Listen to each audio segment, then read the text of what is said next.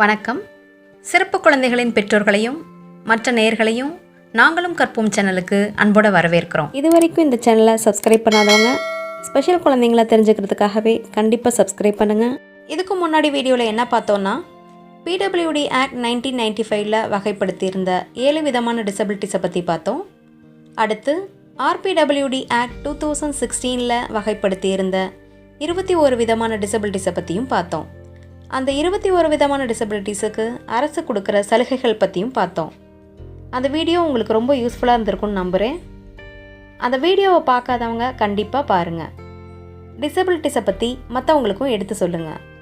இந்த வீடியோவில் நம்ம என்ன பார்க்க போகிறோன்னா, மாற்றுத்திறனாளர் உரிமை சட்டம் RPWD ஆக்ட் 2016 படி வகைப்படுத்தியிருந்த 21 விதமான டிசபிலிட்டிஸ் இருக்கிறவங்களுமே தேசிய மாற்றுத்திறனாளர் அடையாள அட்டை வாங்க முடியும்.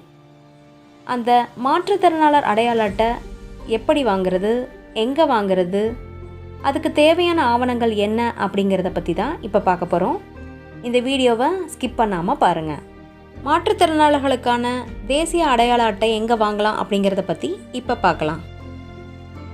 மாற்றுத்திறனாளிகளுக்கான தேசிய அடையாள அட்டை எங்கே வாங்கலாம் அப்படின்னாக்கா, மாவட்ட மாற்றுத்திறனாளிகள் நல அலுவலகம் DDAWO, அதாவது district differently able welfare office அப்படின்னு சொல்லிட்டு ஒவ்வொரு டிஸ்ட்ரிக்ட்லேயும் இருக்கும். இப்போ எக்ஸாம்பிளுக்கு திருச்சியை காட்டுறேன். இந்த மாதிரி ஒவ்வொரு டிஸ்ட்ரிக்ட்லேயும் மாவட்ட மாற்றுத்திறனாளிகள் நல அலுவலகம் இருக்கும். அங்கே போய் தான் நீங்கள் அப்ளை பண்ணணும். மாற்றுத்திறனாளிகளுக்கான தேசிய அடையாள அட்டை யாரெல்லாம் வாங்கலாம் அப்படின்னாக்கா, மாற்றுத்திறனாளிகளின் உரிமை சட்டம் PWD ஆக்ட் 2016 படி இருக்கிற 21 வகையான டிசபிலிட்டிஸ் இருக்கவங்களும் வாங்கலாம். அவங்களுடைய ஊனத்தின் தன்மை 40% மேலே இருக்கணும். அடுத்து நம்ம தேவையான ஆவணங்கள் என்ன அப்படிங்கிறத பற்றி பார்க்கலாம்.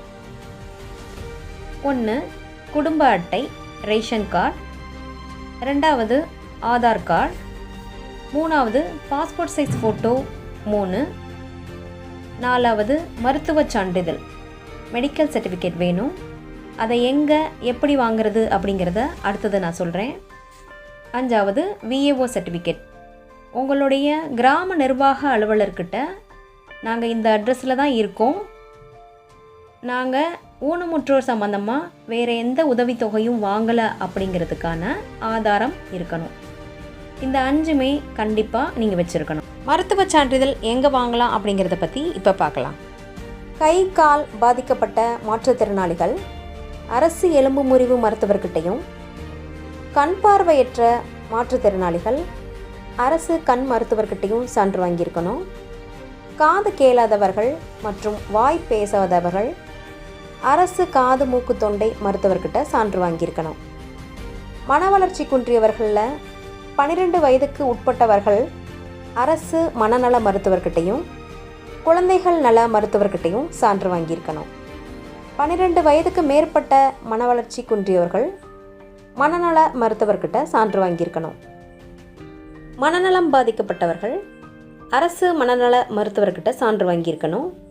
பல்வகை மாற்றுத்திறனாளிகள், அதாவது மல்டிபிள் டிசபிலிட்டிஸ் இருக்கிறவங்க 3 நபர்கள் கொண்ட மருத்துவ குழுக்கிட்ட சான்றுகள் வாங்கியிருக்கணும்.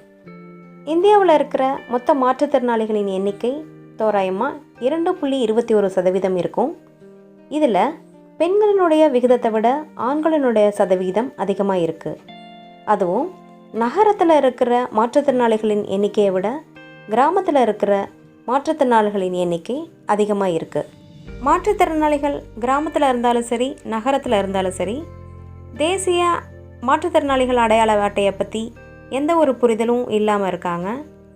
அரசினுடைய சலுகைகளையும் முழுமையாக பயன்படுத்தாமல் இருக்காங்க. உங்கள் வீட்டில் இருக்கிற மாற்றுத்திறனாளி குழந்தைங்க 0 to 6 வயசுக்கு வரைக்கும் இருந்தாலும் சரி, அதுக்கு மேற்பட்டு இருந்தாலும் சரி, கண்டிப்பாக மாற்றுத்திறனாளர் நல அலுவலகத்துக்கு போங்க.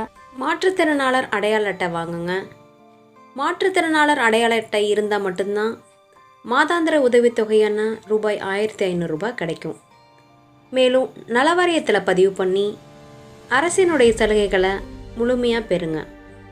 இது வரைக்கும் நீங்கள் என்ன பார்த்தீங்கன்னா, தேசிய மாற்றுத்திறனாளர் அடையாள அட்டையை எங்கே வாங்கலாம் அப்படிங்கிறத பற்றியும், தேவையான ஆவணங்கள் என்னென்ன அப்படிங்கிறத பற்றி பார்த்தோம். அடுத்து மருத்துவச் சான்றிதழ் எங்கே வாங்கலாம் அப்படிங்கிறத பற்றியும் பார்த்தோம். இந்த வீடியோ மூலமாக மாற்றுத்திறனாளர் தேசிய அடையாள அட்டை எப்படி வாங்குறது அப்படிங்கிறத பற்றி தெரிஞ்சிருப்பீங்க. இதை பற்றி தெரியாத மாற்றுத்திறனாளர்களுக்கும் அடையாள அட்டை எப்படி போடுறது அப்படிங்கிறத பற்றி சொல்லுங்கள். கண்டிப்பாக அவங்களுக்கும் நலத்திட்ட உதவிகள் கிடைக்கணும் அப்படிங்கிறதுக்காக தான் இந்த வீடியோ போட்டிருக்கோம்.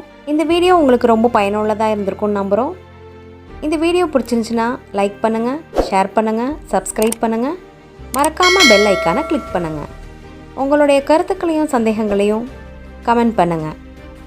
ஸ்பெஷல் குழந்தைங்க சார்பாக சொல்கிறோம், நாங்களும் கற்போம், நாங்களும் நாளை சாதிப்போம். நன்றி, வணக்கம்.